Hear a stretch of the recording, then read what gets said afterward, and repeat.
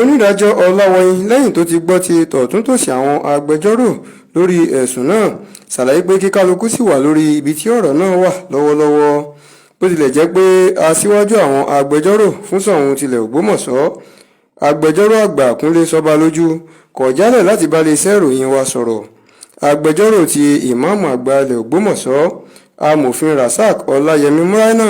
ṣàlàyé pé ẹjọ́ tó wà níwájú ilé ẹjọ́ náà ló ní í ṣe pẹ̀lú pé kí ilé ẹjọ́ dá Ọba Ghandi lọ́wọ́ kọ́ láti má ṣe yọ ìmáàmù Toliat nípò àti láti má ṣe dá sí ìyànsípò rẹ̀. Onídàájọ́ Ọláwọyìn lẹ́yìn náà sún ìgbẹ́jọ́ sí ọjọ́ 18 oṣù kẹta ọdún tá a wà yìí fún ìgbẹ́jọ́ láti tẹ̀síwájú. Olùpẹ̀jọ́ Sheikh Ayilara ló ń béèrè fún kí ilé ẹjọ́ dájọ́ pé ipò ìmáàmù kò sí lábẹ́ ipò àwọn olóyè kankan, bẹ́ẹ̀ sì ni kò gbọdọ̀ sí ìdarí látọwọ́ àwọn olóyè tàbí ọba sí ọ̀rọ̀ ìyànsípò ìmáàmù. Nǹkan tí kóòtù náà ṣe náà ni pé kẹ́nì kankan kí gbámá